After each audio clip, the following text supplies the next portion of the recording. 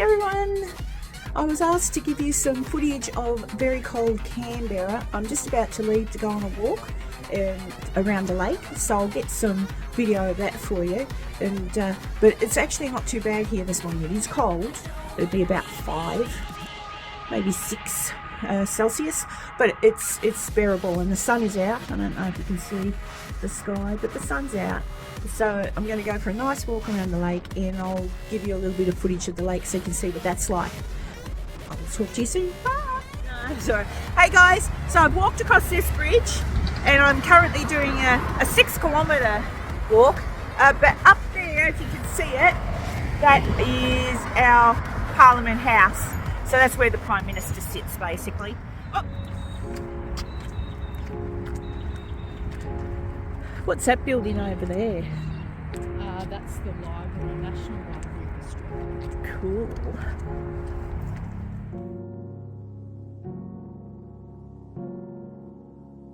High Court building, yeah. Let me tell you a little bit about where I'm walking. It's called Lake Burley Griffin, and the man who designed it was Walter Burley Griffin. It's a man-made lake. They integrated some of the rivers around the place, dammed them up, etc., and produced this lake. It was made, or was finished being made in 1963. So that's where I'm walking.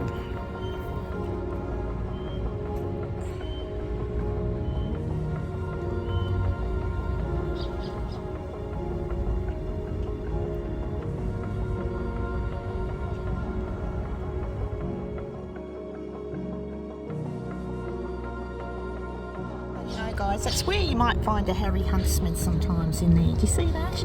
They like to live in the bark of a gum tree, but that's a gum tree. And here is some art. Wherever you walk around the lake, there's lots of artwork, places to sit, places to picnic, ducks, birds, rabbits, fruit bats, all sorts of things. It's a beautiful, beautiful area of Canberra, and the lake itself gets used for all sorts of water sports, and there's cruises that you can take on the lake as well. It's really nice, guys. So if you ever get to Australia, or even if you live here in Australia, at some point go visit Canberra, because it surprised me. There's tons to do and it's really pretty.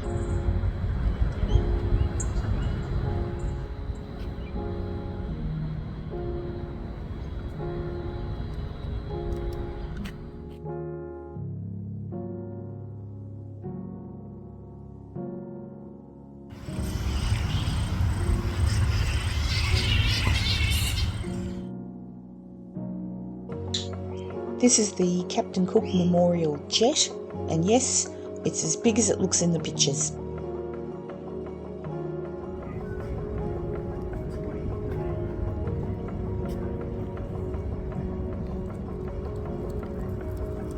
Guys, that is the Carillion Bell Tower, and it's on a little island in the middle of the lake called Queen Elizabeth II Island. I walked on it yesterday. It's tiny, but it's cute, and yeah, I think the bell just goes off on weekends and special occasions, but it's pretty. The tower actually chimes every 15 minutes on the hour, and I just didn't hear it while I was there. It's very soft.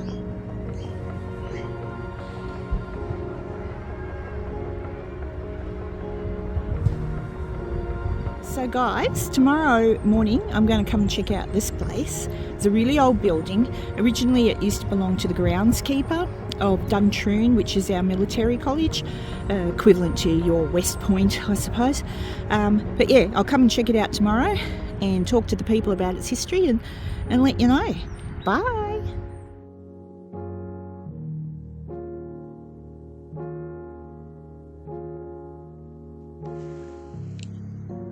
So this is Blundell's cottage.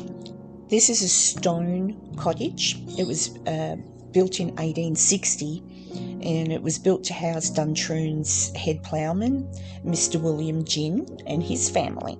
Now, they lived there for 14 years, so they moved in 1860, moved out in 1874, and that's when Mr. George Blundell, he was a bullock driver, Duntroon bullock driver, he moved in with his family. Now, they lived there for 60 years.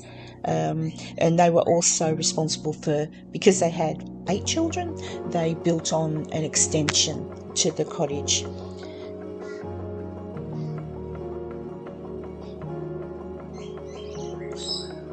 Now, when that family moved out, 1933 about, Mr. Harry Oldfield moved in with his wife Alice.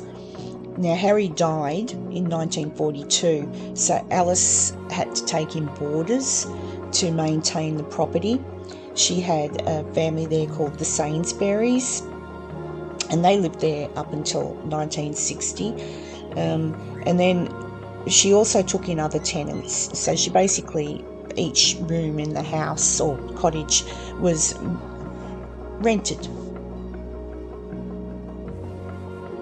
Alice Oldfield actually passed away in the cottage, 1961 is my understanding of when that occurred. The cottage was going to be demolished because they were about to begin making Lake Burley Griffin, but instead, thankfully, it was saved and integrated into the now parklands there, and the government looks after it today. Now, while I was there, just to keep you all happy in the paranormal world, I did ask the girls, has it ever been said that the cottage is haunted? The girls smiled and said no. Obviously, the age of the cottage, it's now 160 years old. People were born in it. Mrs. Oldfield died in it. Many families have lived in it. So it's got a great history. It's well worth a visit when you go there. And if it's haunted, who knows? But it certainly looks like it could be.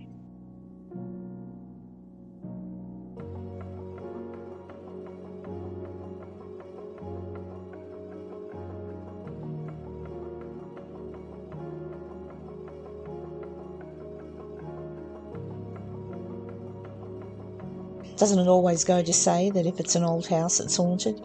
Look, it's beautiful. It's well maintained because obviously it's maintained by taxpayers' money.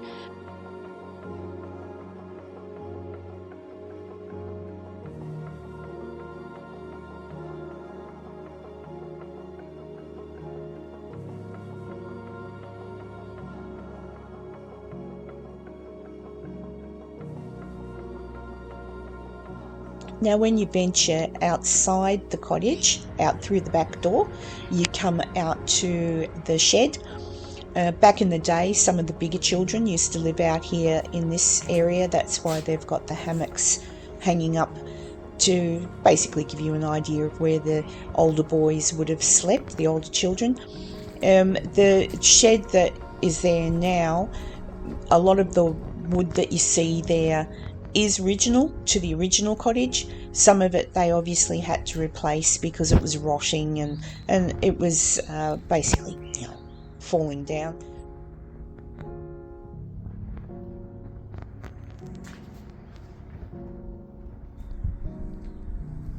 I really enjoyed my visit. I really loved walking around the lake. So again, if you're ever in Canberra, this little cottage is definitely worth a visit. I hope you enjoyed the episode. Sorry there were no ghosts, but you never know. The house could be haunted. See you next time.